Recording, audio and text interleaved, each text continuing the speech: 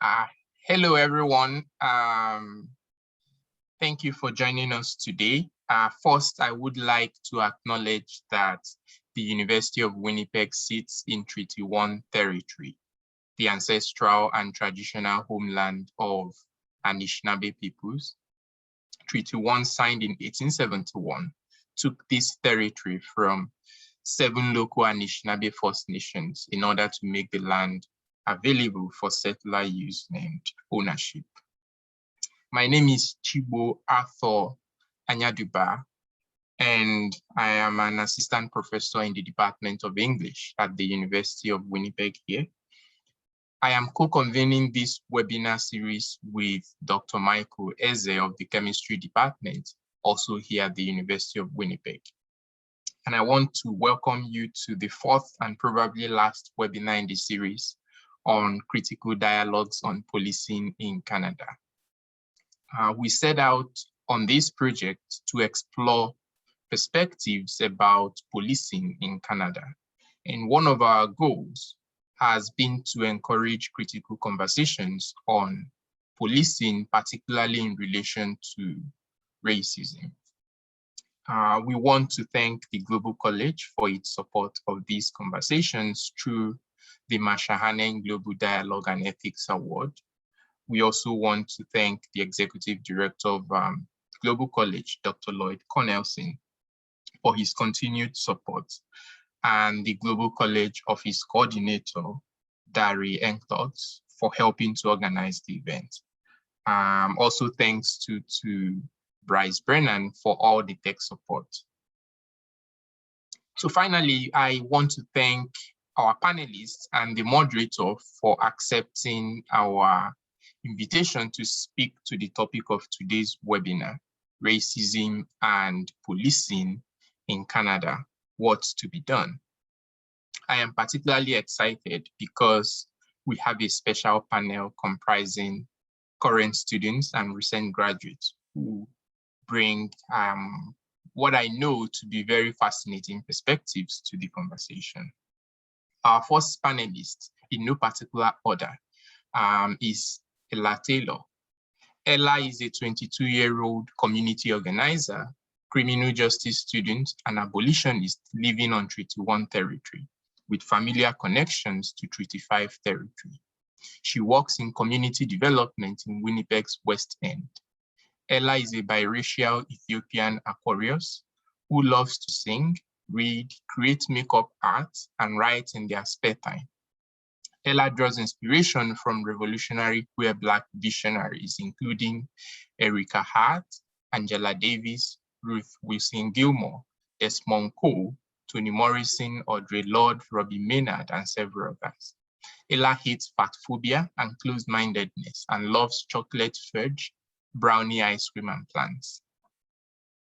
Next is Izzedine Hawamda. Izzedine was born and raised in a rural village just outside of the city of Nablus in the West Bank, Palestine.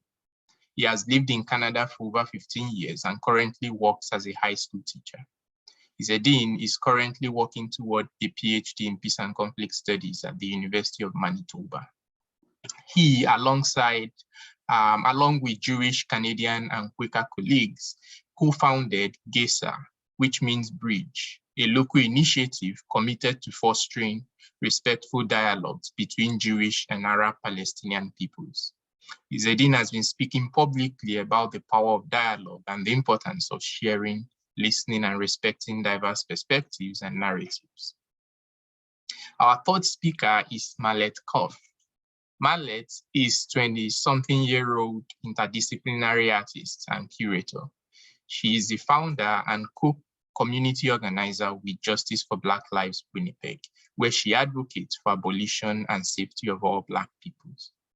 In her lifetime, she hopes to see that the abolishment of the police and that other systems of oppression will no longer be existent. As well, her passion for community organizing comes from a place of care, community building, providing support to marginalized peoples. And finally, our moderator is a guy known as Ademola Adeshola.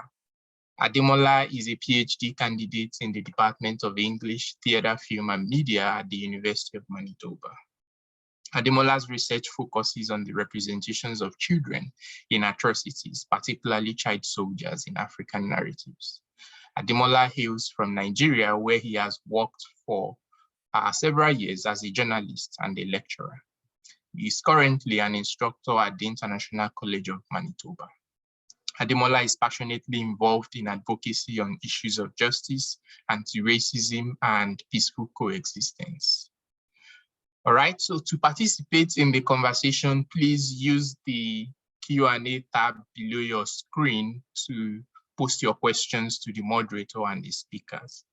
Also to note that closed captioning is available and can be activated by clicking the closed caption icon located in the menu down at the bottom of your Zoom window. So thank you so much for joining us, and I hope you have stimulating, interesting time with us. So it's over to you now, Ademola. Thank you, Dr. Yaduba, for that pleasant introduction.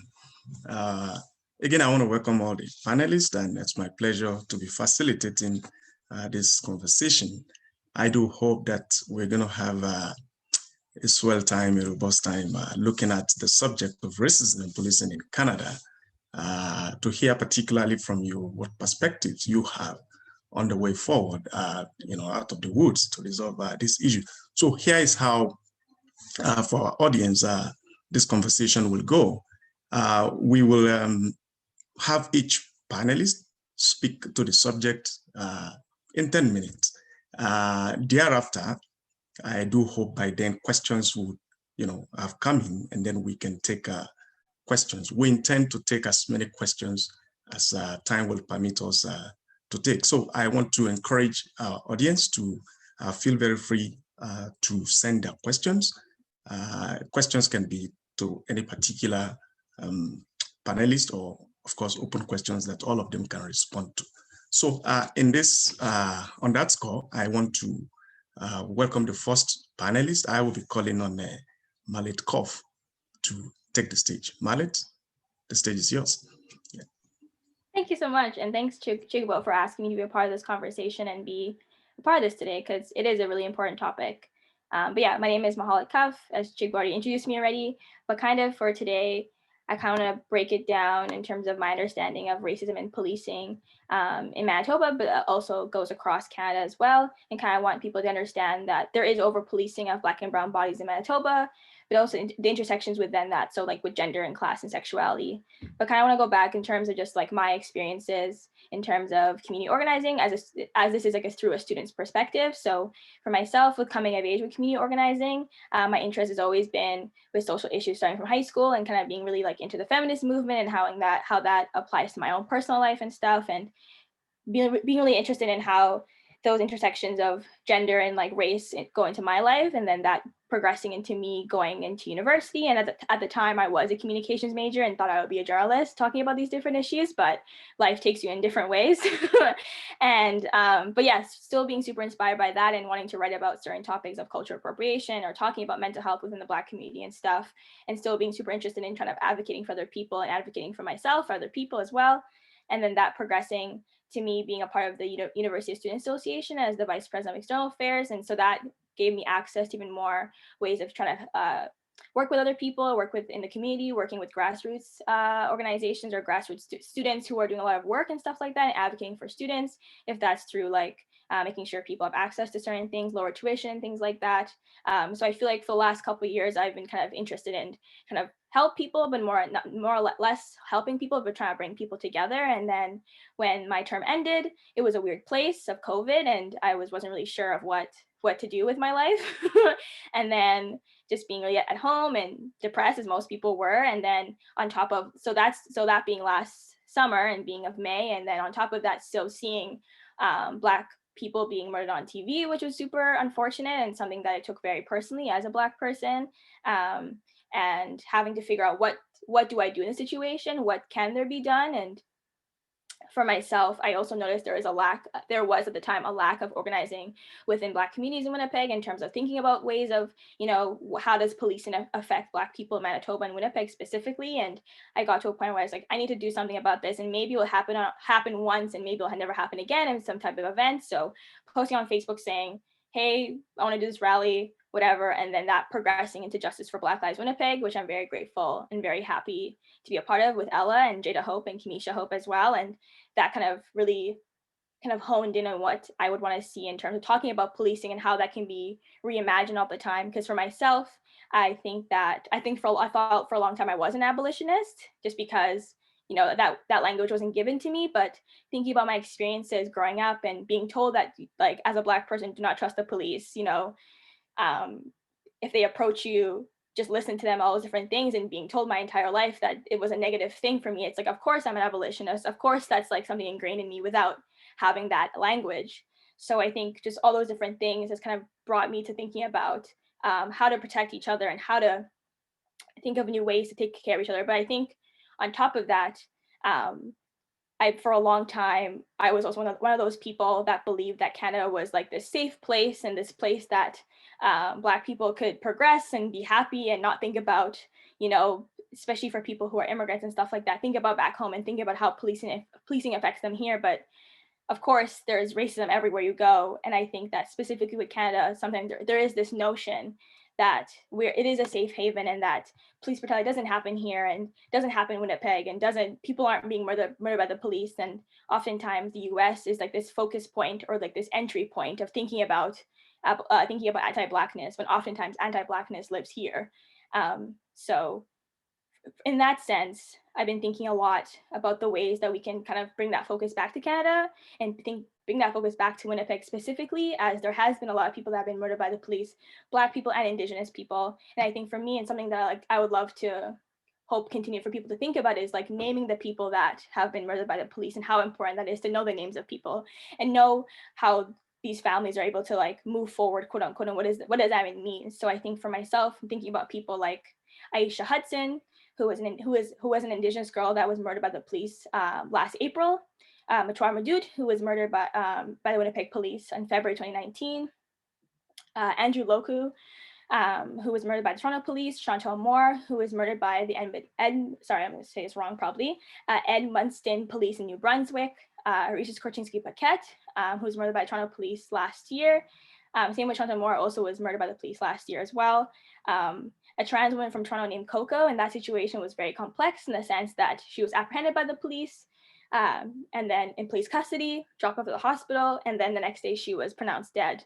And then Jason Collins, who was also murdered in Winnipeg, and DeAndre Campbell. And the names go on and on, right? And these are people that we have to remember who they are and what their stories were, and thinking about why did these people get murdered, right? And oftentimes it is because of racism. It is because of anti-Blackness or anti-Indigeneity. And oftentimes some of these people are also Black and Indigenous, right? And I just want to put that into people's brains of just like, Canada isn't this safe place as we think it is, right? And it isn't this place where we can just pretend that none of this happens, and that we can always say, oh, the US is this terrible place. George Floyd, thinking about Breonna Taylor, Sandra Bland. These are also names you should also know, but I think it's super important to kind of bring back that this happens in Canada and this happens in Manitoba, and that the Winnipeg police doesn't it kind of acknowledge that these things happen, and oftentimes it is just left behind, and we kind of assume that these things do happen and then it kind of gets brushed away. Where I think for myself, I want to bring these names forward and keep these names alive, because when we don't keep these names alive, these people's stories are forgotten,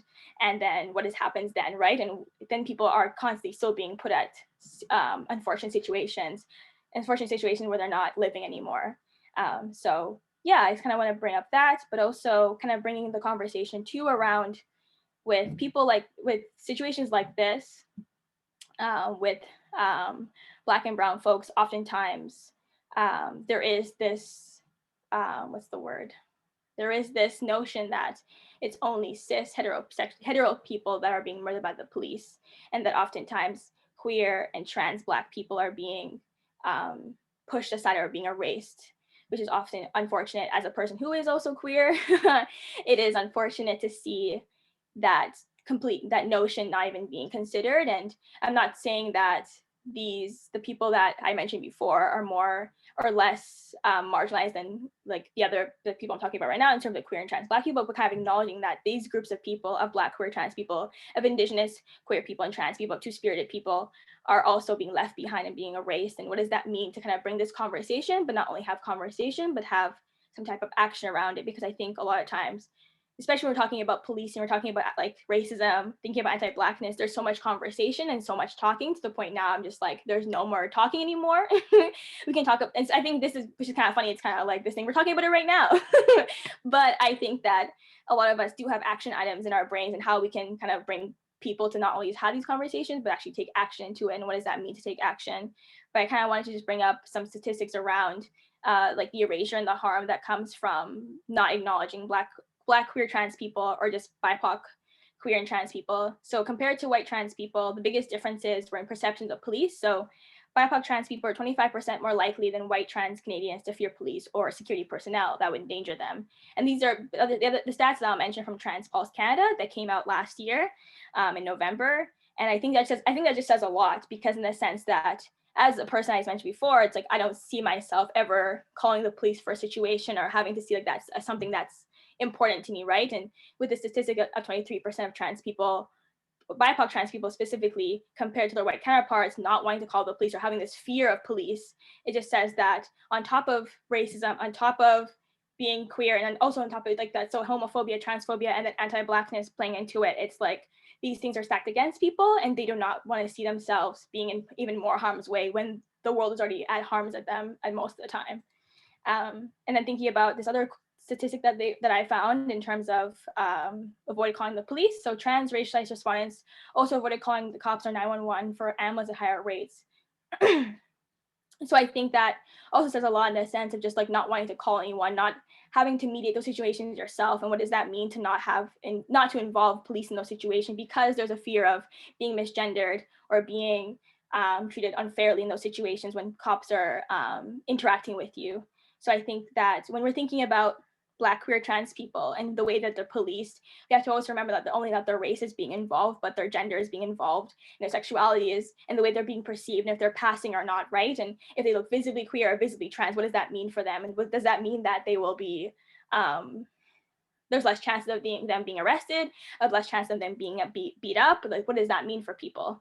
So I think that when we, especially Manitoba, I've noticed that there is like this erasure of Black, queer people and trans people in Manitoba, in the sense just like we're not even considered and we're not even represented. And for me, representation is a really weird word oftentimes, and I kind of hate the word representation because it doesn't really, it means a lot, but I think at this point now, when we think about representation, it kind of strays away from the conversation of what does that mean for Black, queer people to have like bills that protect them, and what does that mean for them to feel like that their lives are mattering in terms of the healthcare system and stuff like that, and will they be protected if something happens to them? And oftentimes there will not be. So I think with erasure it comes with a lot of harm, and then like with harm it comes lack of information, and then people are just forgotten completely, and that's when it hurts people the most, because as I mentioned before, being Black is obviously terrible, and then on top of the other marginalizations of being queer and trans, it just puts you in this really unfortunate spot. And I would love to see Manitoba become a place where there are more conversations and actions around protecting the lives of Black, queer, trans people, and Indigenous, queer people, and trans people, and two-spirited people, and people who are Afro-Indigenous, and how they're able to protect those lives more often, because oftentimes they are not protected. Yeah, I'm gonna just take a little break. I realize I do talk super fast, but like let the information set in for a second, because I'm trying to like, ooh, time is fine. We have time.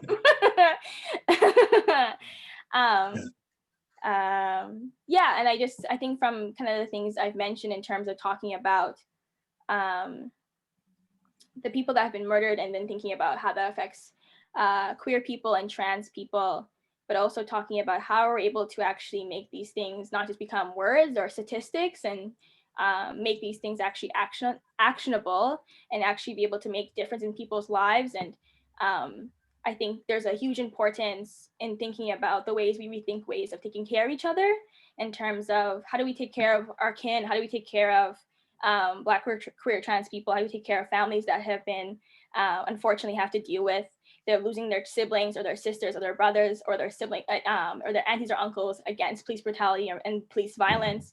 So I think about the ways that in the last year, it's been really amazing to see people redistribute their wealth in mutual aid. And so for people that don't know what mutual aid is, it's ways of transferring or trading things without having this expectation of like having to pay someone for something, right? It's like, I give you something, you give me something back. And, or even if sometimes it's just like a person has like, I have 10 boxes of baby diapers, right? And like, oh, this mother needs this thing.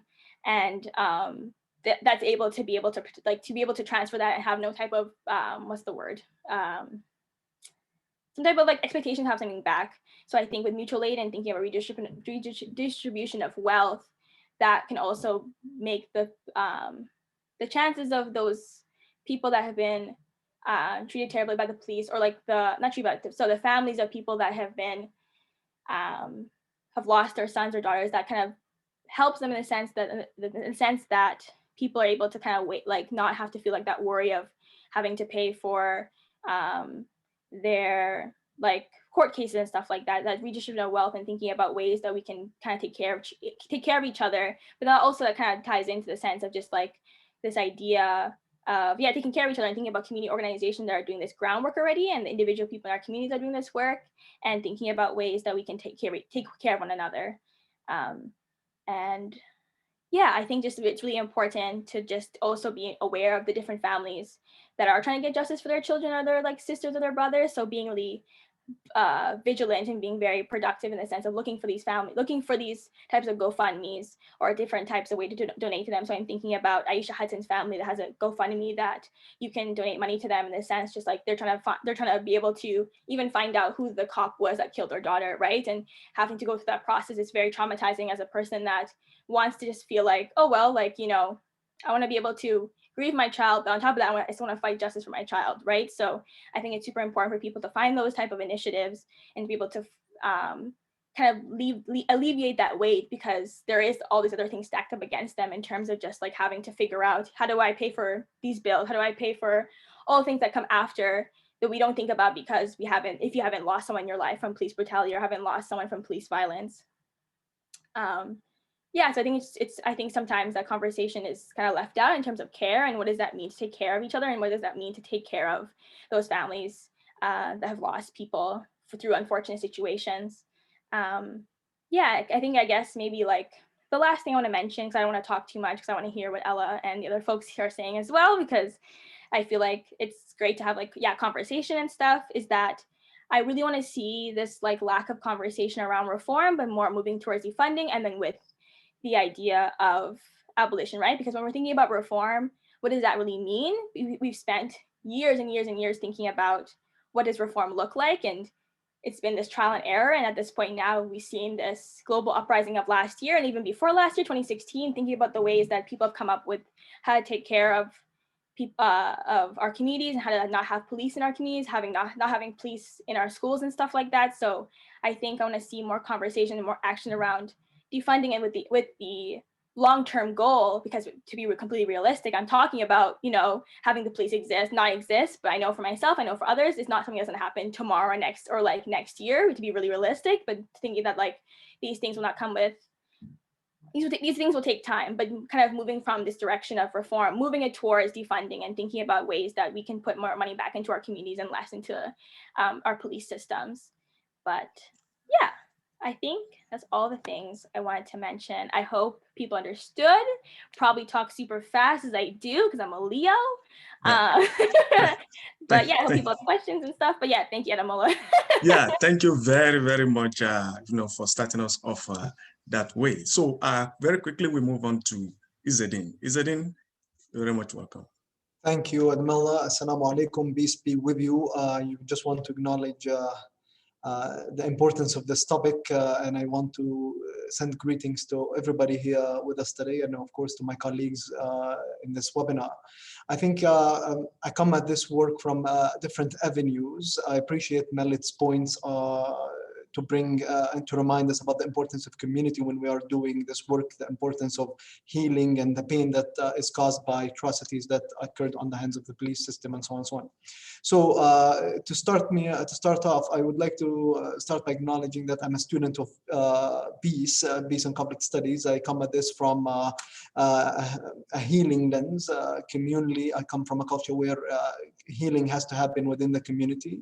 It has to happen as a collective action.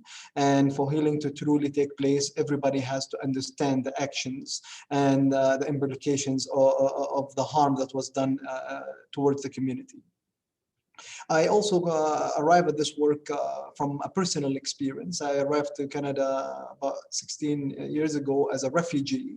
And for the longest time, my family and I would avoid interacting with the police for lack of understanding, fear. And of course, as a Muslim family, we were always afraid that we would be stigmatized and misunderstood.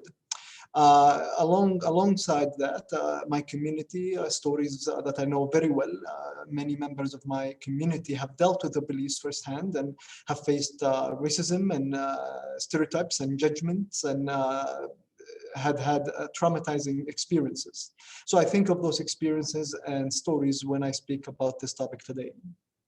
I also come at this work from an educator lens. I'm a teacher, someone who works with young people, and I'm always reminded of the importance of bringing young people to the table when talking about this important topic.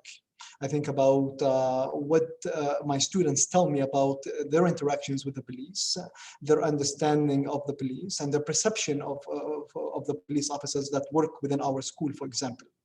I also come at this work reminded of the Islamophobia that exists in Canada, racism that Muslims and other groups face here in Canada, and the recent tragedy that took place in London, Ontario a few weeks ago. And with that, I may want to highlight the important role that the police have today to play when it comes to encountering and dealing with Islamophobia within Canada. Islamophobia exists, Islamophobia is real, and we've seen that over and over again. So what is the police role here in terms of an actionable item, an actionable oriented role in reaching out to the Muslim community and to other communities, marginalized communities, and being part of that healing process and helping that community to feel welcome and be part of the bigger community, which is the Canadian community. I talk about this topic today when I think of my own family, my sisters and my mother who are Muslim and they wear a hijab, and on many occasions they are afraid to wear their hijab in certain places within Winnipeg, and that's those stories sometimes unheard and untold in Winnipeg, and people don't know about. So I think of them and I try to bring them forward when I have the opportunity to. Also, I think about the hiring practices that the police system here undertake to try to bring forward more diversified staff or personnel within its force. And I think about my own experience as a refugee and my community that I come from, as many newcomers do not see policing as a vital career for them and their kids. The reasons for that is that they don't see a real representation of themselves within the police unit or the police system. They don't see a real need for them and their expertise within the police forces. And also there is a real disconnect between their communities and the police services here in Winnipeg. The only times that these communities, including mine, deal with the police is when something bad happens or something bad occurs. And for the most time, the police interacts with our community with very limited knowledge of how we as people, as a culture, as a community see ourselves, interact within our community, and that lack of lack of understanding can lead to a real hindrance of learning about one another. I also think about legacies of colonialism when it comes to understanding this topic further.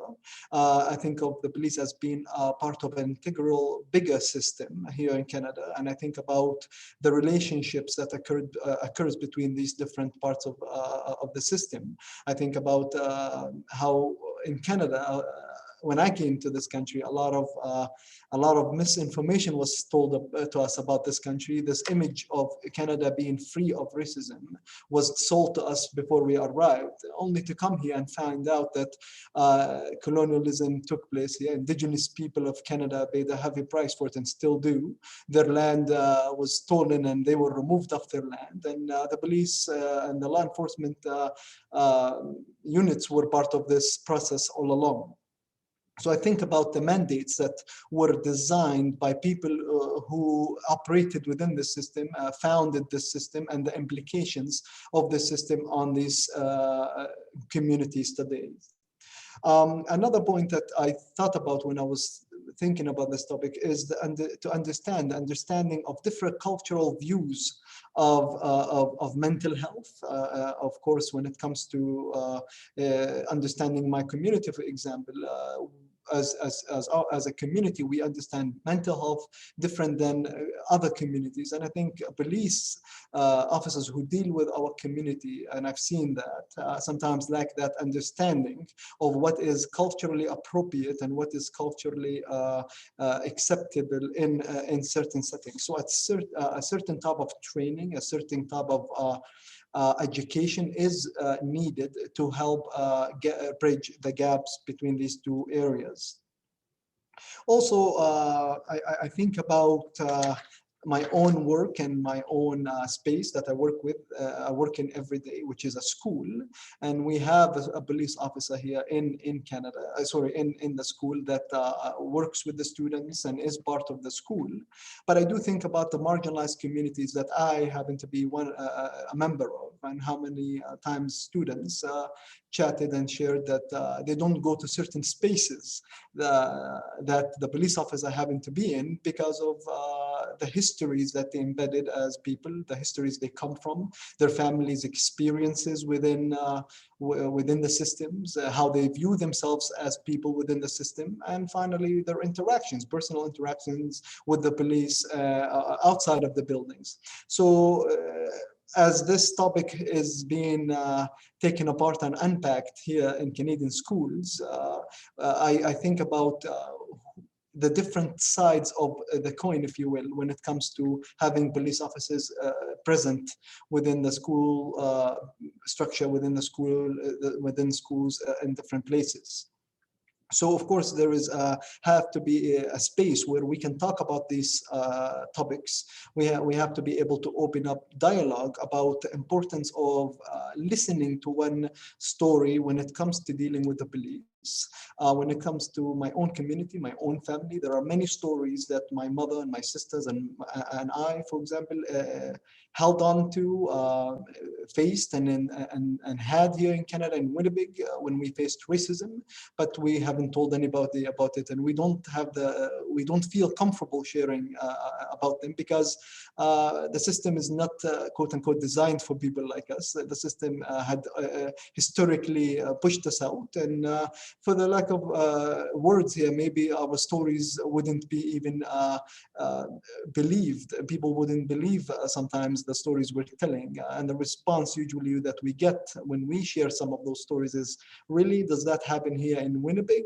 With a face that an astonished face, if you will, as if these things actually I might be making up a story or something. But in reality, these stories happen everywhere here in the city. They happen in the shopping center, they happen in the streets, they happen in the shopping mall, and so on and so on. So with all of those avenues, as a peace builder, I always remind myself of the role of the police officers within the community. And I thought a great deal about peace building and policing, and how do those two pieces work with one another, and what community do they what part of community could police be part of? And if the police officers are being part of the community, who is being involved or included, and who's being excluded within that experience? Yes, there are police officers that are present in the streets of certain communities. They know the local community and so on and so on. But as a marginalized Muslim Palestinian within my community, I know that many of my relatives and relations try to avoid connecting with the police. They try to avoid speaking to the police. In fact, they go out of their way to seek other alternatives over dealing with the police, and that is because of our experiences back home, of course, and the experiences that you encounter here in Winnipeg. Lastly, I want to think about how could we make this career, the policing, accessible for marginalized students that I work with, marginalized people and members of a community that I represent, where these people can see themselves as a vital and important player within the community. They can see that they can actually influence and bring forward change that can help their families and communities be part of the greater community. And to do that, we have to engage in a serious conversation about colonialism, the ongoing violence against indigenous and people of color. And we have to engage in taking a closer look at our education system and to see the legacies of colonialism that still exist within our education system, and how do we challenge those notions and bring forward real change. I am not an expert on this topic. I'm a learner. I'm always going to be a learner, and I come at this from personal stories and collective stories that ask me to put the questions forward and to put the concerns forward.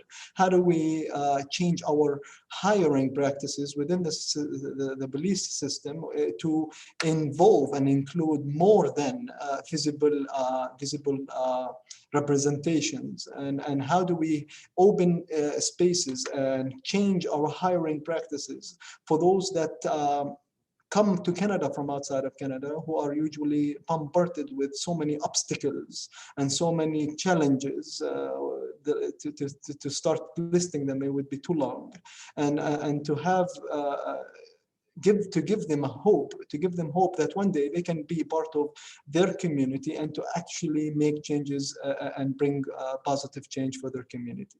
Thank you so much. Thank you, Izzedine, for giving voice to that topic. Yeah, I want to remind our audience that you do have the opportunity to send in your questions. We will take them. We hope we'll be able to take all of them. So please do not forget, use the Q&A function here to type in your question. Thank you very much. So we come to our third panelist. Just when Izzedine was speaking, Dr. Eze came in. You're welcome, Dr. Eze. Good to have you. So Ella, it will be your time now, right? Thank you, and thanks to the other panelists and the organizers of this event and everyone in the audience for coming to see it. So I want to start by acknowledging that I'm joining this panel from Treaty 1 territory, the occupied ancestral and current lands of the Anishinaabe, Omushkiko, Saulteaux, Ojibwe, and Dakota peoples, and the homeland of the Métis Nation. I have familial connections in Treaty 5 territory, and I also would like to acknowledge that the water that sustains us here is stolen from Shoal Lake 40, which had been under a boil water advisory for 23 years until the construction of a new water treatment plant in 2020, which has begun, but I have not been able to find any info about whether it has been finished or it's still ongoing. So, you know, there needs to be more information about that. And I'd also like to acknowledge these lands as home to the descendants of enslaved Africans and generations of displaced and dispossessed Africans who have had to leave our ancestral homes due to the colonialism that Canada was built off of and continues to profit from. So as y'all heard in the introduction, my name is Ella and I'm a biracial Ethiopian, and I specify that I'm biracial because I want to acknowledge that as a light-skinned person, I benefit from colorism. I'm a criminal justice student working in community development, and I'm here today as a community organizer with Justice for Black Lives Winnipeg. And as Mahalat said, we're a Black liberationist community organization, and our group is abolitionist, and we have worked since our inception toward many goals, including abolishing the Winnipeg Police Service and redistributing their incredibly inflated budget elsewhere in our community. So I want to start by offering you this quote collected from a Twitter thread by Ashton Crawley. I want what I believe to be the way I attempt to inhabit the world. I learned so much from Black feminist abolitionism that we can address harm, that we can seek otherwise, that we can practice alternatives, that it is urgent to practice alternatives now. And I think abolition as practice teaches me that the time to do it is always now. Abolition is performative. It only happens when you do it, and it's only done when it is difficult. To commit to living alternatives, to commit to relationship as the grounds for thinking about harm and its reduction, which is not, to be sure, petty paternalism, and to commit to the belief repair is possible, that care can sustain us, that we can live joyously, and then to live that belief is what abolition teaches me. I strive for it, abolition, not as an individual, but with others. It is necessarily a collective practice and project. No one can do it alone. Abolition as practice draws us out of ourselves, pulls us into dense and life-altering relation with one another. This is a gift. And I learned from abolition as practice that it's not about perfect. It's not even a seeking perfection. Perfection is a ruse anyway. Abolition allows us to recognize the fleshliness and messiness of our world and gives us a way to think about and attend to harm. Abolition is a joyful practice because it allows a cheerfulness of relation. This is not happiness about harm or violence. This joy is sustenance and resolve to commit to overcoming difficulty. This joy is the realization that we have so much Black joy. So I think that a lot of people who are unfamiliar with abolition as a concept think that abolition is an ungrateful, pessimistic discipline completely focused on all the negatives of our current justice system. And to a certain extent, that's true. Much of the abolitionist work for Justice for Black Lives over the past year has been calling out the systemic injustices that we and many other Black, Indigenous, and people of color have observed and experienced. There are so many examples around us every day of what abolition is not. Kicking houseless people who are sheltering in bus shelters out when there aren't better options available is not abolition. Requiring sobriety or abstinence at homeless shelters or shelters for victims of intimate partner violence is not abolition. The city of Winnipeg increasing the police budget by $29.6 million over the next 3 years, but only committing $150,000 to ending homelessness in this city with record high rates of child poverty is not abolition. Manitoba being the only province outside of the Maritimes that refuses to open a supervised consumption site is not abolition. The residents of Wellington Crescent sending open letters to the city council complaining of active transport increasing crime is not abolition. Sky-high housing prices are not abolition. Brian Pallister's government refusing to pledge provincial money, as did several other provinces and territories, to search for and commemorate graves on former residential school grounds is not abolition. So-called universal health care that doesn't include pharmacare, dental, or vision is not abolition. Nurses being pushed to the point of striking during a pandemic for the abysmal circumstances of the nursing profession during and before this pandemic is not abolition. There are hundreds of things I could point out that directly oppose the goals of abolition. It's important to point out ways our community gets harmed, and to do so requires being tuned into our community. It requires relationship building, solidarity, engaging with people from all walks of life, and critically assessing the harms that impact us, and especially the people who are the most marginalized, who may not have access to the internet to participate in discussions like this one. Because that's another thing that abolition is not. Abolition is not class-privileged white academics in an ivory tower built on stolen Indigenous land in a neighborhood that becomes gentrified by virtue of its association with the university. I think in order to make abolition feel more attainable, we can focus on where abolition or abolitionist politics thrive already in our community. Abolition is a practice. Abolition is a belief. Abolition is the story my grandma once told me about how there was a man who lived down the street from her and had a wife that he was abusing. Her neighbors came together and planned escape routes from her or for her, safe houses, a store at the end of the block that would harbor her and give her anything she needed. Abolition is Aisha Hudson's grandfather telling hundreds of people that if he were in a room with the cop that murdered his granddaughter, he wouldn't lay a finger on him. Abolition is a prison rideshare. Abolition is community gardens. Abolition is my friend's project of accepting donations and purchasing tasers, knives, and other self-defense tools and distributing them to Black trans people. Abolition is sex work advocacy groups distributing low-barrier COVID-19 relief funding to sex workers. Abolition is the National Overdose Response Service toll-free line, which has attendants who will stay on the line with intravenous drug users until they know they are safe. Abolition is safer consumption sites. Abolition is rapid drug testing sites. Abolition is clinics, teen talk, showing my grade 10 class how to put flavored condoms on a rainbow dildo and telling us how to have safe sex for pleasure and not just procreation. Abolition is visiting my friend after she disclosed a sexual assault to me, feeding her, hugging her, tucking her into bed. Abolition is a group of older Black femmes making a circle around me on the dark dance floor of Club 200 and literally karate chopping the reaching hand of a man who followed me around all night. Abolition is ICWE offering rides by donation anywhere in the city. Abolition is the whisper networks warning people of abusers in our community. Abolition is free childcare. Abolition is naloxone training. Abolition is non-exit programming for sex workers. Abolition is Indigenous land and water defenders occupying their own lands. Abolition is the Central Neighborhood's BIPOC mental health workers list. Abolition is free tattoo removal for former gang members. Abolition is the Mama Bear Clan Patrol. Abolition is the Drag the Red. Abolition is universal pharmacare, dental health care, vision services. Abolition is the elimination of library fines. Abolition is the termination of university application fees. Abolition is public outdoor washrooms. Abolition is starting a workshop with an activity. Everyone creates a land acknowledgement that describes their personal, familial, historical, and present relationship on this land. Abolition is raising the minimum wage. Abolition is eviction moratoriums. Abolition is conflict de-escalation training. Abolition is the posters in the bathrooms at my workplace that say what to do instead of calling the police. Abolition is free art supplies for kids. Abolition is not penalizing people on welfare for accessing CERB. Abolition is access to music recording tools and instruments. Abolition is chanting outside of the Remand Center and hearing prisoners bang on the windows in tandem with us. Abolition is the Mutual Aid Society Facebook page. Abolition is independent media. Abolition is creating queer community spaces that don't revolve around substance use. Abolition is purchasing vouchers for people who need them to get something to eat at Ida Bakery.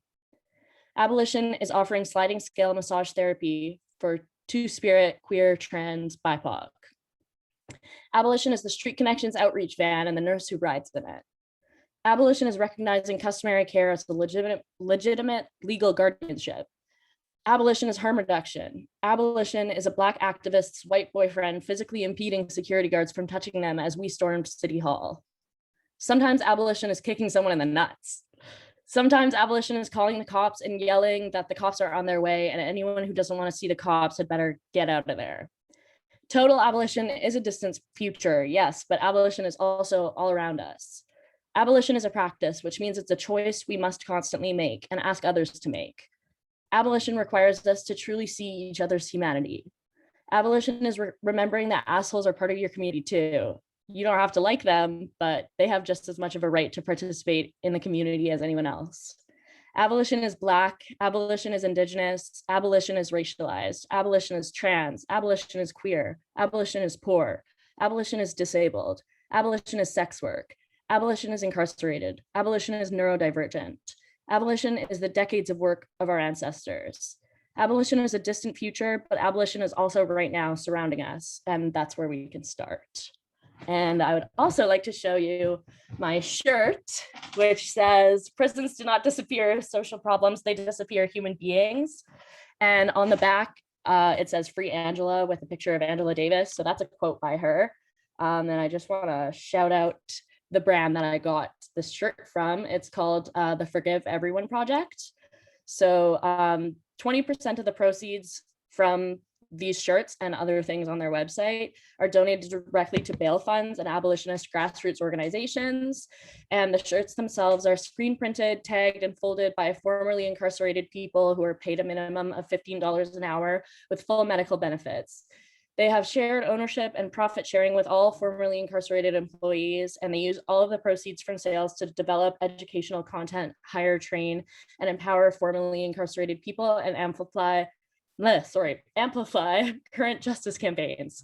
So yeah, it's a really great brand and cute shirt. So you should all check it out if you can.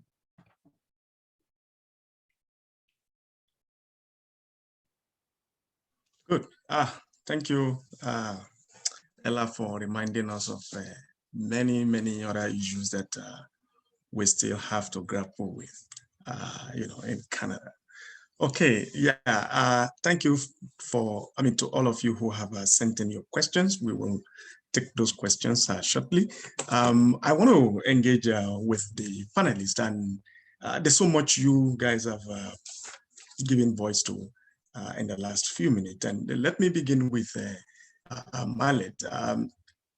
Very many points here, but there's one of those things you actually stressed here has to do with the question of over-policing of colored communities and all that. And of course, this is something we hear almost all of the time, and not to say that they're not real, but on the other side of this debate, there are those who would argue and say, well, what does a non-over-policing community look like? How do you engage that, Ella? So I hope that sorry, I was going to talk about Mallet. So forgive me. No, you go ahead. I'm like, you can come in later. Sorry. No, Ella can go, and then we can all maybe go around the circle. Like I can also go the next day. Yeah, Ella, please then. Yeah. Yeah, I mean, Mahal and I obviously work together with Justice for Black Lives Winnipeg. So, I think we'll probably have a lot of the same ideas. But, I think really there are so many different ways in which you can find a personal connection to abolition. And I think a lot of people, like a lot of conservatives, are very concerned with the way that governments spend their money. So, something I would say to a conservative to justify abolition is, how much money are we spending on policing? They have over a third of the city's entire budget. And is that fair? And, police end up being the people who are called when people are going through mental health crises or are dealing with substance abuse. And those are different issues that police aren't really equipped to handle. Like, even if you believe in the police and what they're doing, that's not really their job. So I think, if we had trained de-escalators and mental health workers and healthcare workers who could respond to situations like that, then there just would be less of a need for police, because ultimately people think that a lot of policing is like stopping criminals, or, they're like involved in shootouts all the time, but violent crime makes up like 2% of all crime. And the most common crime is theft under 5,000. So then it really becomes a question of capitalism and people who are in need of resources and don't have them. So let's take that budget and distribute it to wherever is giving out resources to people. Like, if I thought about what we could do with the police budget at my workplace, then all the neighborhoods that we serve, like, people would be housed, people would be fed, people would be clothed. Like, that money could do so much elsewhere, and with people who actually know what to do, So that is what I would say. Okay, yeah, I mean, we can come back on the question of if throwing money, as it were, to these problems are actually, viable as a solution. I mean, we can talk about that. But Mallet, what do you have to say? Yeah, no, I feel like that, as Ella said before, we probably have similar answers, and that's what I was gonna say. Like, there are people out there. I think of people in my life or friends of mine who say, like, who are working within like the frontline communities or work at certain like organizations that they're constantly in danger of like a youth with a knife or something, right? And like, why aren't they, like, in comparing to the police, right? The police will kill people, right? But these type of frontline workers, they have to de-escalate the situation, they have to mediate them, and they'll spend hours and hours and hours making sure that they're not only safe, but the other people they're working with are safe, right? So I feel like with those type of situation in terms of putting money elsewhere. It's like, yeah, we should be giving money to these workers that do this work for way less, right? These type of social, like not social workers, but community workers get paid maybe a little bit more than minimum wage, but then they're putting their lives at risk every single night and go home and do it all over again, right? And this, it just makes me wonder as to why, like, certain people in the community would be like, well, we should be putting money towards more police. When it's like, no, we need to be putting more money back into the community, because those people are doing more work than most police officers are doing, right? And are actually creating those relationships and creating those bonds and creating that trust. And I think it's super important to, like, yeah, when you're working with people in the community, to create that trust and create that bond, because it's long-standing, right? It's this love and care is put into it. So yeah, Alex summed it up very well. And I feel like, yeah, just money shouldn't be put in there. There's so many underfunded community organizations, there's arts organizations that are underfunded, and there's always this excuse that we can't afford it. But like, yeah, why is, even the other night, they were voting on body cams, right? To increase millions of dollars in the body cams. Is that significant? I don't think so. And there's arts and organizations who are struggling every single year to get funding to make sure kids have access to certain art kits, right? So, yeah.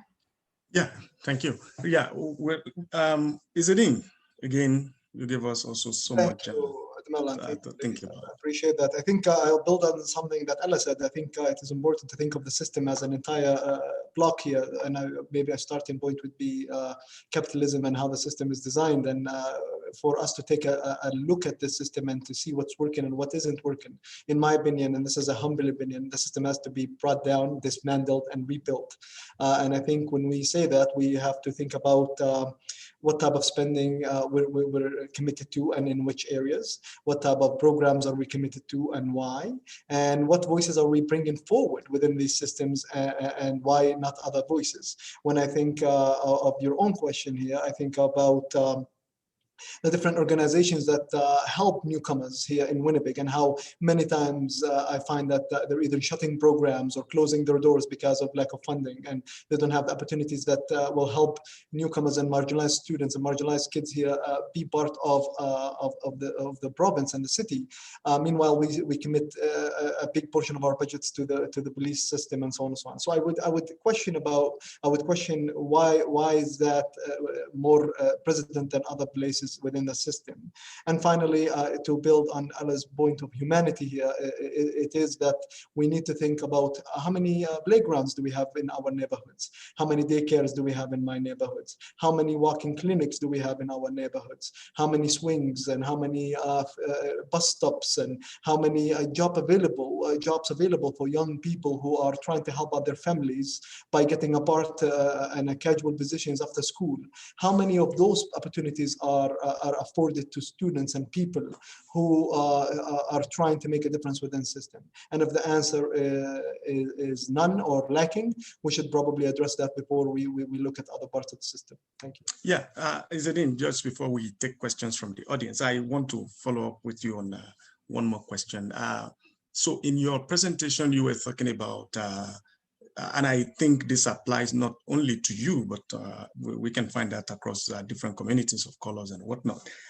The idea that we don't have to, we have issues, but we cannot inform the police, set me thinking about, so in what ways can communities also participate in playing roles that help in some ways, improve policing in their areas? I mean, I just like to give voice to that. Thank you, Edmund. That's a big question, and I think it starts with understanding the real challenges that newcomers face here in Winnipeg.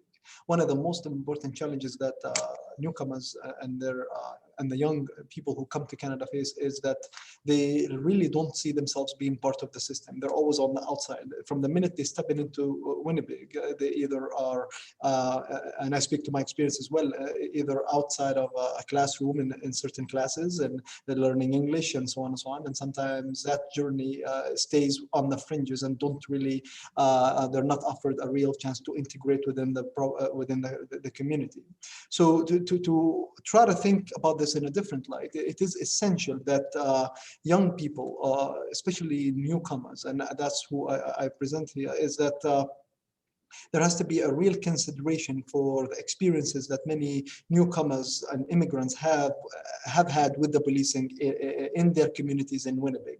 These experiences are usually are not talked about. These experiences are usually pushed aside, and you only hear about quote unquote the one experience, which is the bad experience, and there is this systemic attempt at having newcomers live in order, if you will, within Canada, and to be good following citizens. And this phenomenon that exists here dates back and has roots within our understanding of who we are as Canada and our own country.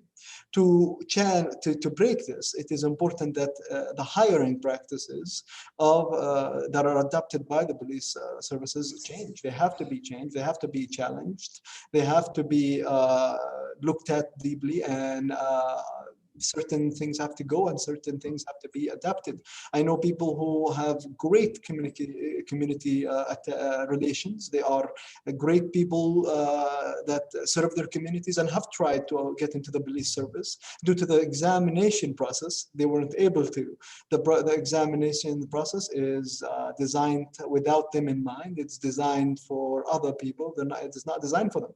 And many times they are faced with these challenges, these systemic challenges, and they end up feeling that they don't have a real say within their own communities. So a starting point would be education, looking at having a place where those stories are heard, shared, and to build that bridge between these communities and the other institutions.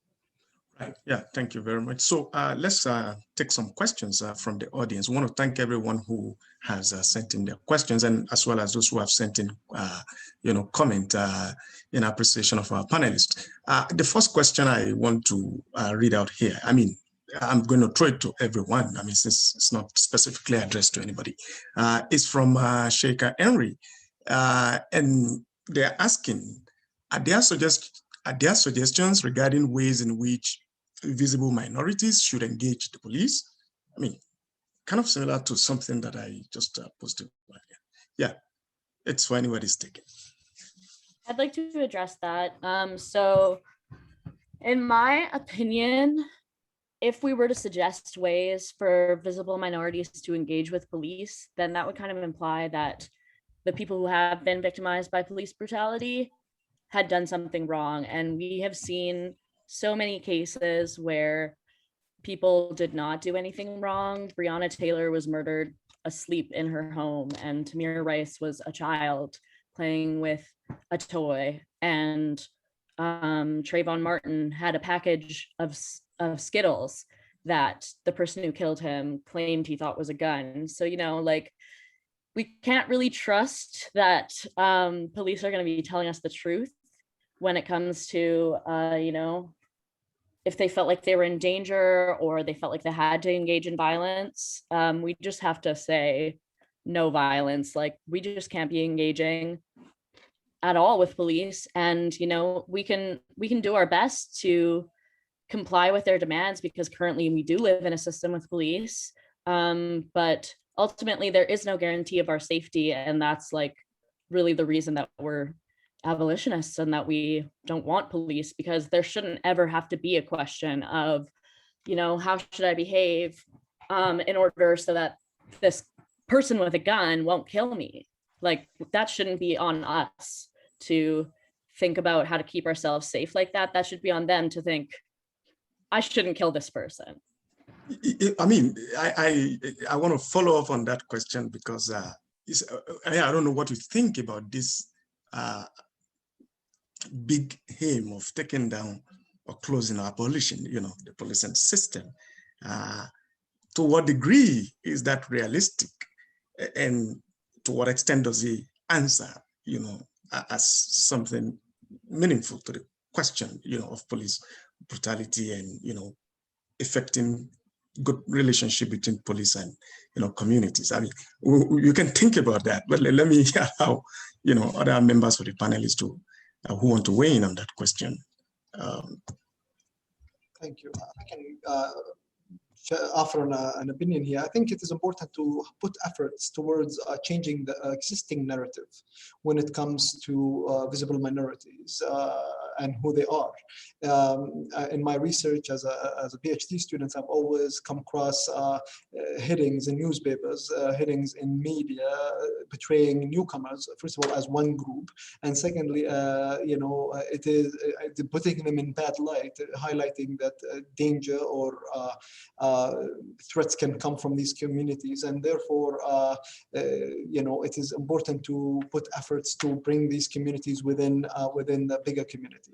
And within that, there is lots of myths. Within that, lots of assumptions, and these assumptions become the quote-unquote traditional narrative that people like myself and my community is described by and understood through. So it is important to hear from the people of these communities, to have people speak about their experiences and giving them the spaces that they need, the safety that they need to be able to share these experiences in an authentic way.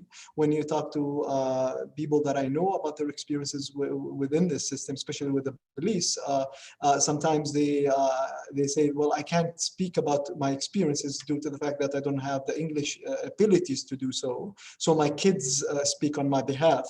So all of a sudden here, this relationship changes. The police doesn't take their stories seriously sometimes, or they take parts of it and leave parts, and therefore their stories don't get to be communicated thoroughly. So it is important to have an effort or efforts put towards having people speak about who they are and their experiences within the system the way they see fit, and having representation from the police services that echo that and represent that.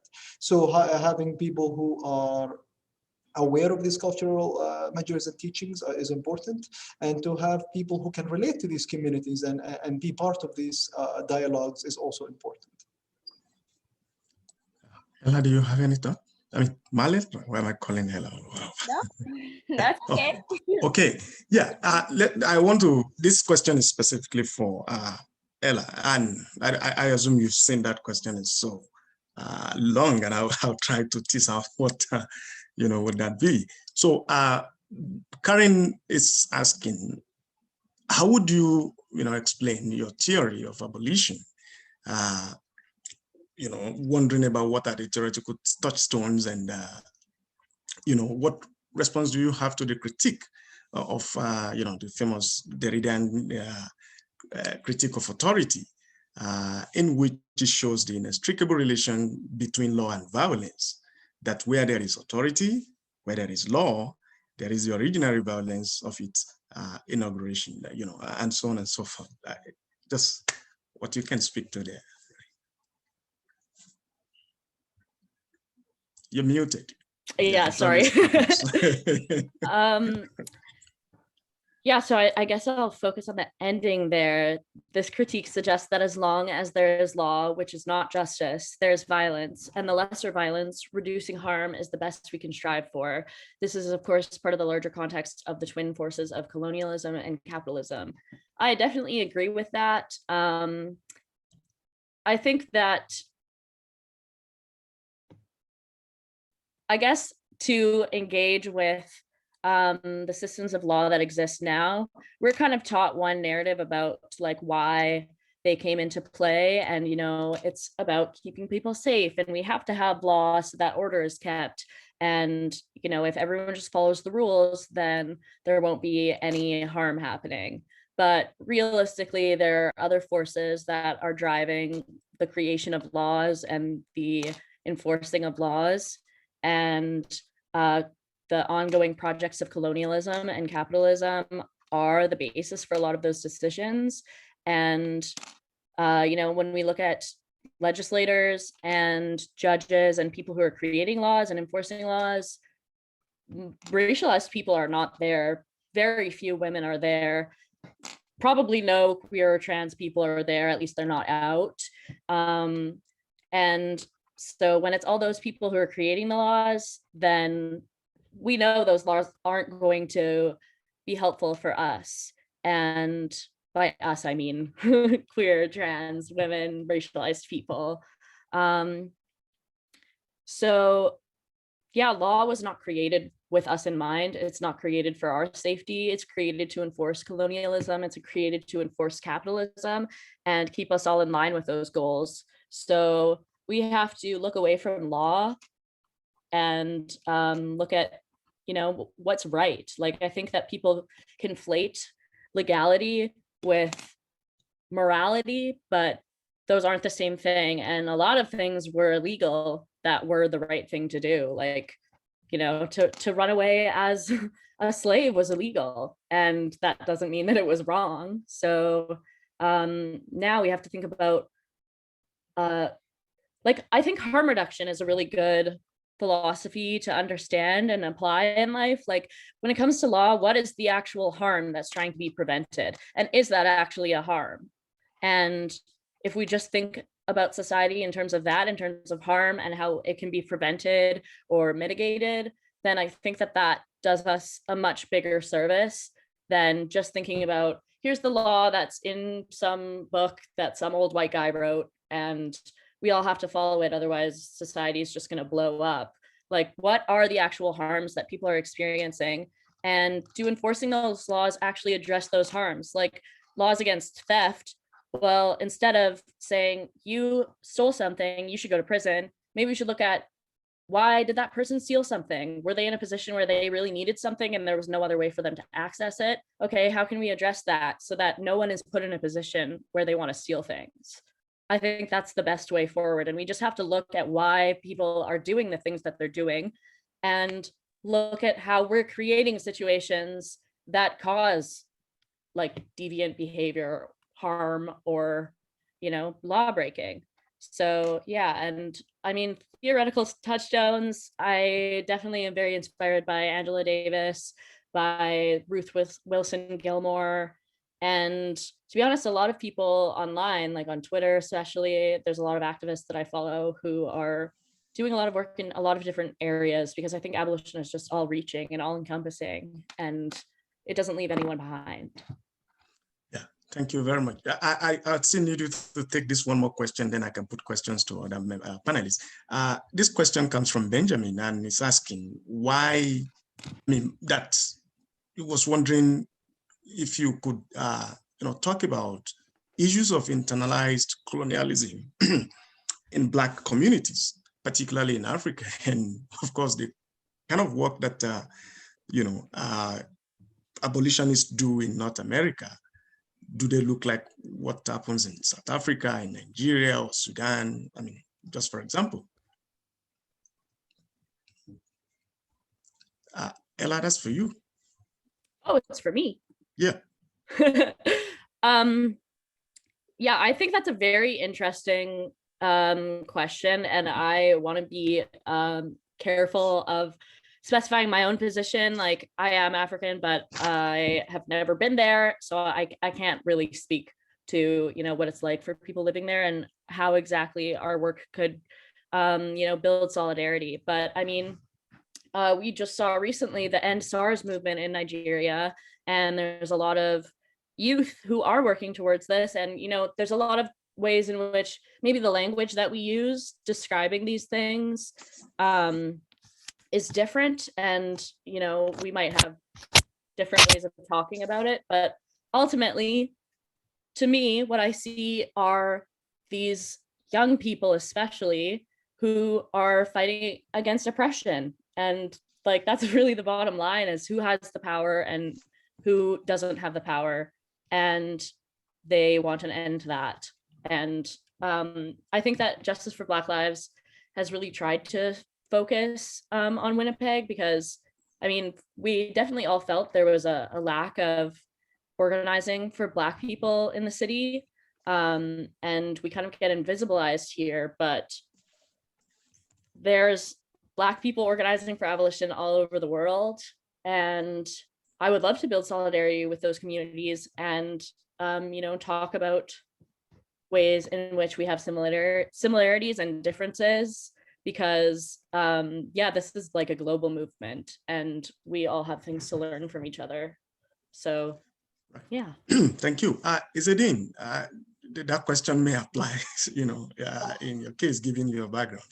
I think it's a very interesting question, and Ella is right. I want to be mindful of my positionality here in Winnipeg, but I also want to bring forward who I am as a Palestinian from the Middle East, and within that context, internalized colonialism, as in the writings of Edward Said, Franz Fanon, and others, they talk about to be able to change some of those things from within. We must look at the bigger system. We must look at the system from different places, different aspects, economically, socially, the schooling, language, and of course the English language being used as a tool of colonialism and oppression in many aspects and in many ways.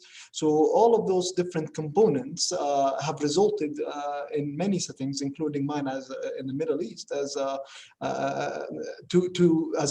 result of all this. Now colonialism had been internalized, and of course there is a race towards quote unquote whiteness within certain societies, including mine. In fact, if you want to be practical, in certain settings in my own country, if you want to succeed, you have to act quote unquote a certain way. You have to send your kids to a certain school.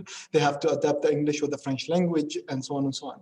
Within all of this, of course, two sides appear. One side, on the streets, there is oppression, there is colonialism, and young people are trying to fight that.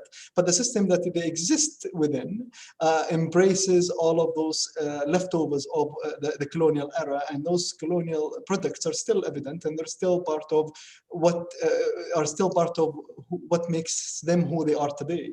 And so to step away from all of that, again, we come back to the question of system or systems, and we have to tackle the notion of power and the dynamics that it portrays within all of those systems.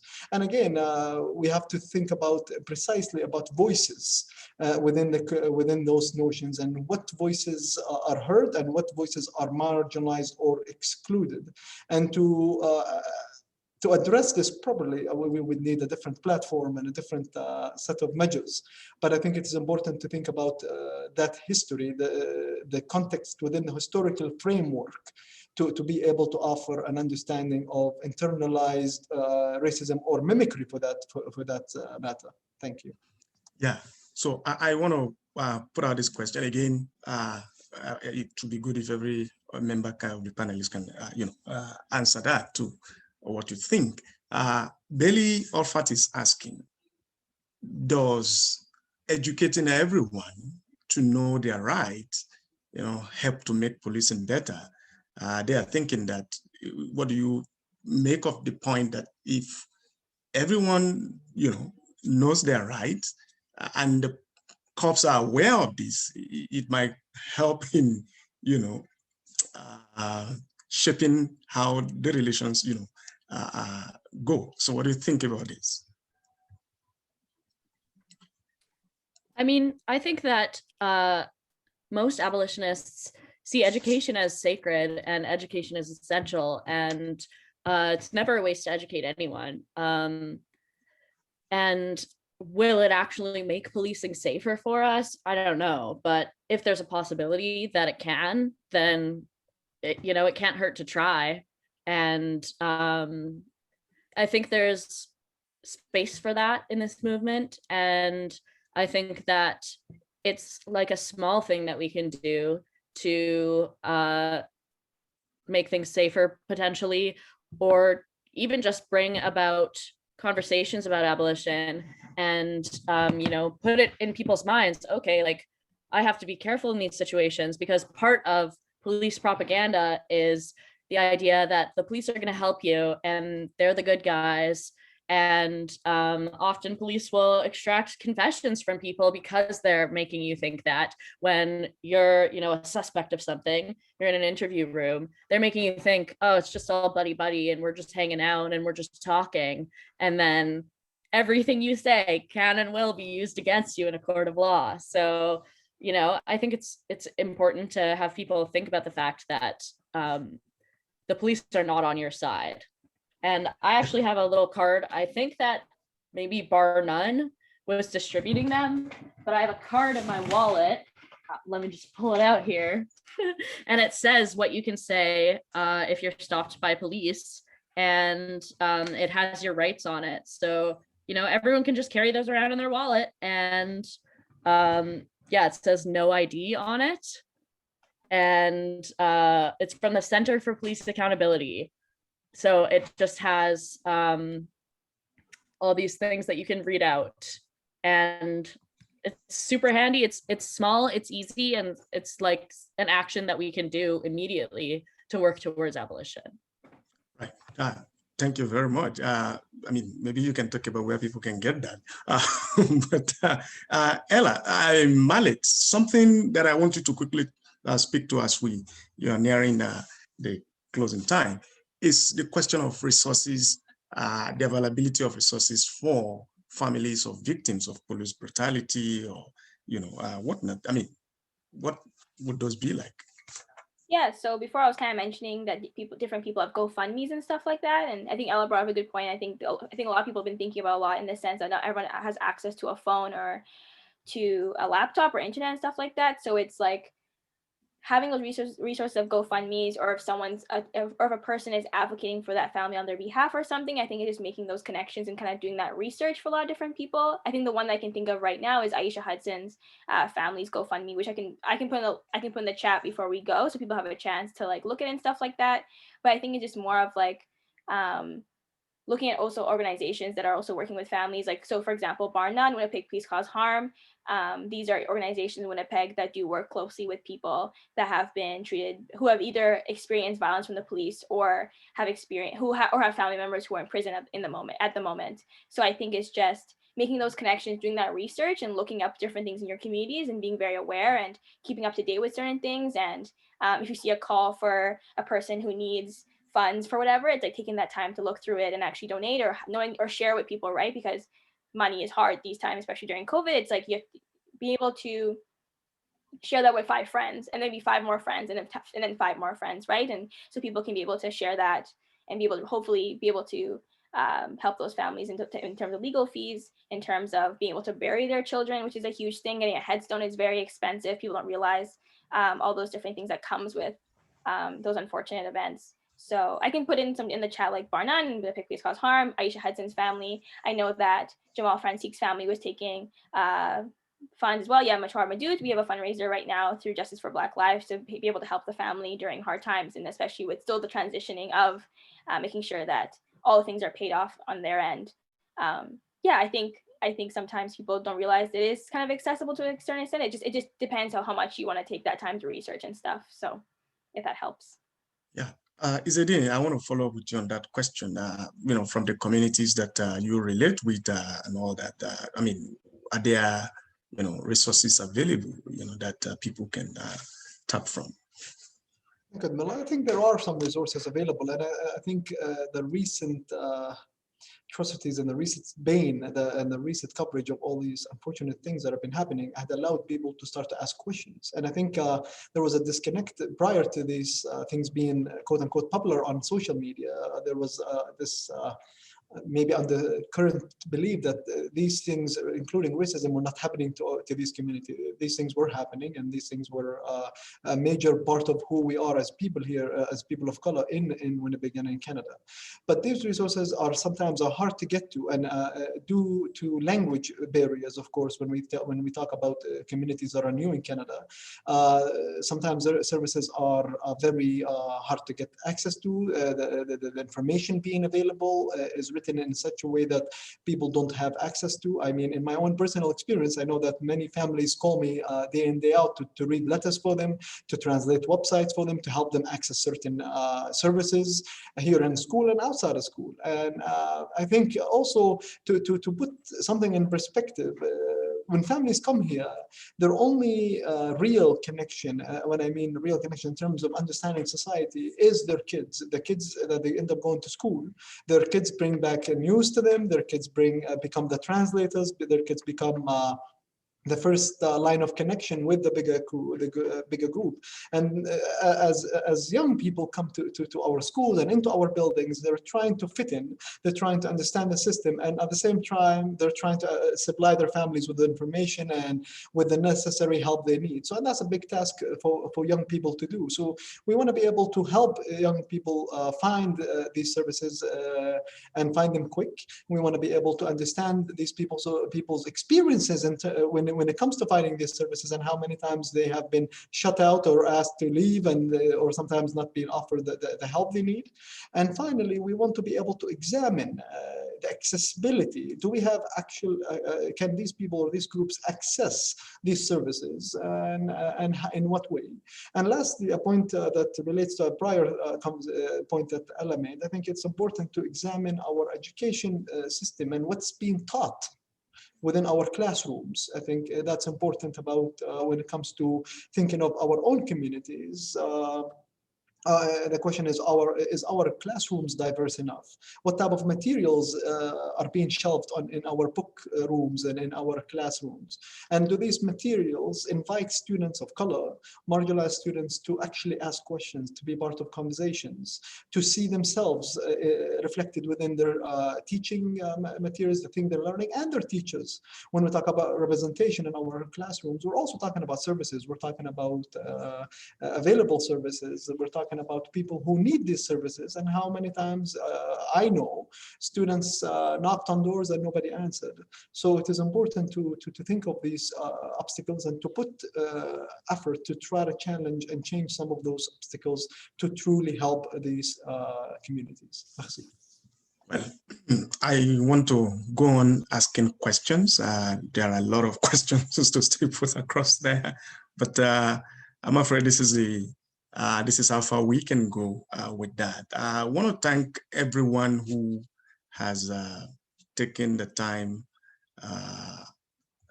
to, okay.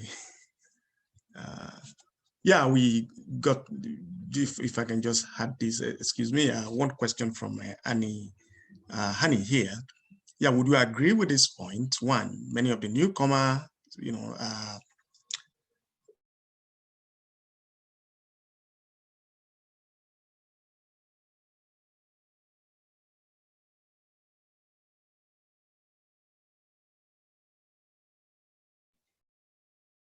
Okay, I can jump in there since it appears Ademola is frozen.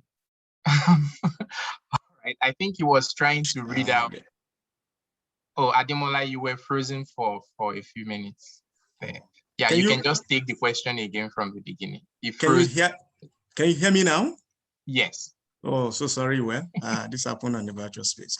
So the question from Annie is, would you agree with this point? One, many of the newcomer population and ethnic groups come from oppressive countries.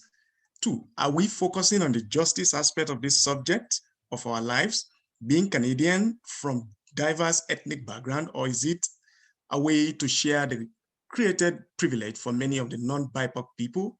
In addition to shifting of funds and relocating of resources, what is the alternative system that are available?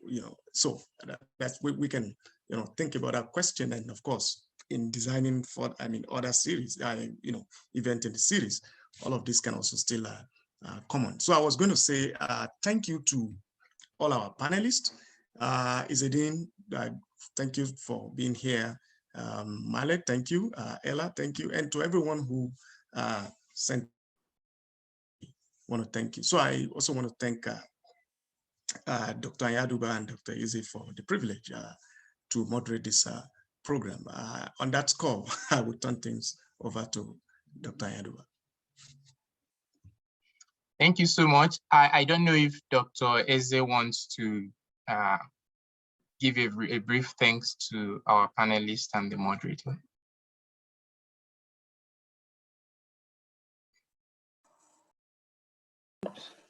Thank you very much, everyone, for the opportunity to listen to you. Unfortunately, because of other issues, I couldn't come in time. But the much that I've heard gives me hope that there's light at the end of the tunnel. When young people delivering their own recipes, and they're genuine, and they're doing so brilliantly that I'm actually so highly impressed. And I thank you for what you have done. And having said that, I'll thank Dr. Yaduba, who is the prime mover for all this, who has done everything that he can do, come night, come shine. I can't really thank him enough. And I'll hand it over to him right now to continue with what he's been doing. Thank you, Dr. Yaduba. All right, thank you so much. I want to repeat again my thank yous to the moderator, Adimola Adeshola, and the panelists, Ila Taylor, Maletkov, and Izedin Awanda, for such insightful conversation and for generously sharing your knowledge and perspectives with us. Thank you so much. I think one key takeaway for me from the discussion is based on the understanding of the continued forms and practices of colonization, which was designed to control and manage populations through the technology of racism. And just as Ila explained quite powerfully, I agree that policing is one institution of the contemporary colonial and imperial system that is serving to colonize. And that's why time and again, questions about police violence have continued to be about historically racialized and marginalized peoples. There's a reason that these questions keep coming up. And the point for me here is that we still live in a colonial system. And that colonial system explains why Nigeria is the way it is and why people are moving from different parts of the world. And this is partly in response to the last question that Adimola read out. Moving to so-called human rights questionable places from the world to so-called paradise places of the world, where eventually you come in and realize that these are the headquarters of human rights violations. Yeah, so there's that. It is that understanding of the contemporary global colonial system that convinces me that decolonization has continued to be a very valid response to the imperial system, whether we are speaking about issues in North America, in the Middle East, or in Africa. So for me, the question is how to construct a viable decolonizing framework that helps us to rework the unjust system of domination that we continue to live in. Anyway, thank you for the wonderful discussions and for your insights. Yeah. And thanks to the audience for being with us throughout. Thank you. Thank you. Fun. Thank you.